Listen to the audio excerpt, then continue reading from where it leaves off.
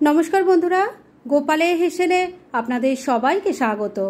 আজকে আমি রুটি পরোটার সাথে খাওয়ার জন্য কম সময় কম উপকরণে দুর্দান্ত স্বাদের একটা নিরামিষ রান্নার রেসিপি আপনাদের সাথে শেয়ার করছি, যেটা ছোট থেকে বড় যাকেই খাওয়াবেন সববার কিন্তু খেতে খুব ভালো লাগবে।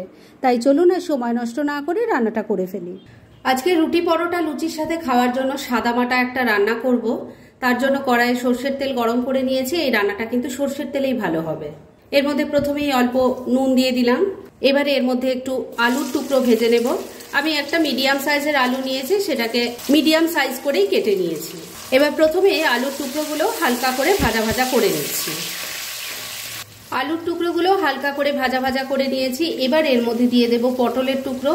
আমি এখানে ছোট সাইজেরই পটল নিয়েছি। পটলের গাটা প্রথমে ছুরি দিয়ে একটু ঘষে নিয়ে মাঝখান দিয়ে একটা ভাগ করে নিয়েছি। আপনারা যদি একটু বড় সাইজের নেন তাহলে আর 2-3টে ভাগ করে নিতে পারেন। আর এখানে 6টা পটল আছে। এবার আলুর সাথে ভালো করে পটলের টুকরোগুলো মিশিয়ে নিচ্ছি। পটলটাকেও আলুর সাথে ভালো করে মিশিয়ে নিয়েছি। এবার আলু পটল যাতে ভালো করে ভাজা ভাজা হয়ে যায় সেজন্য ফ্লেমটাকে লো আর মিডিয়ামের মাঝামাঝি রেখে ঢাকা দিয়ে 3-4 মিনিট রান্না করে নিচ্ছি। তবে মাঝে মাঝে কিন্তু ঢাকা তুলে নাড়াচাড়া করে দিতে হবে। ওদিকে ওভেনে কড়াইয়ের মধ্যে আলু পটলটা ভাজা ভাজা হচ্ছে, আর ওটা হতে হতে আমি এই রান্নার মশলাটা তৈরি করে ফেলছি। কি কি নিয়েছি আমি সেটা দেখিয়ে দিই। এখানে আছে একটা টমেটো, 2টো কাঁচা লঙ্কা নিয়েছি, ছোট ছোট 2 টুকরো আদা আছে, আর এখানে 7-8টা কাজু বাদাম নিয়েছি। কাজু বাদামের জায়গায় আপনারা আমন্ড নিতে পারেন বা চিনে বাদামেরও ব্যবহার করতে পারেন। এবার এই সবকিছু মিশিয়ে নিয়ে অল্প জল দিয়ে বেটে একটা মিহি পেস্ট তৈরি করে নিচ্ছি।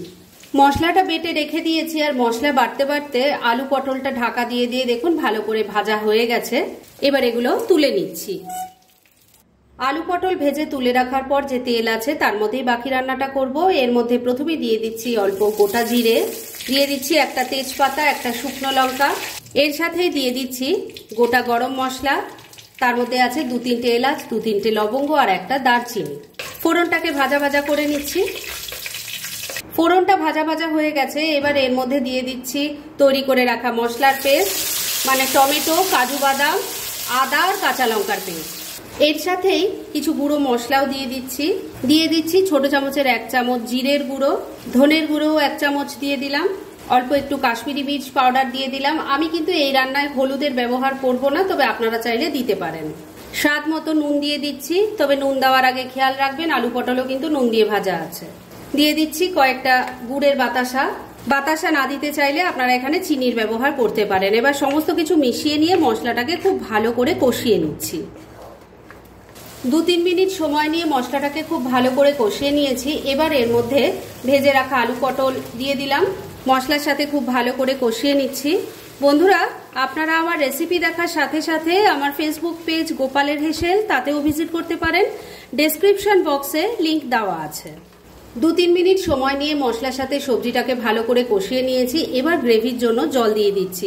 বন্ধুরা, রান্না কিন্তু কমপ্লিট হয়নি, কেননা এর মধ্যে আরেকটা ইনগ্রেডিয়েন্ট পড়বে যাতে এই সাধারণ রান্নার স্বাদ অসাধারণ হয়ে উঠবে।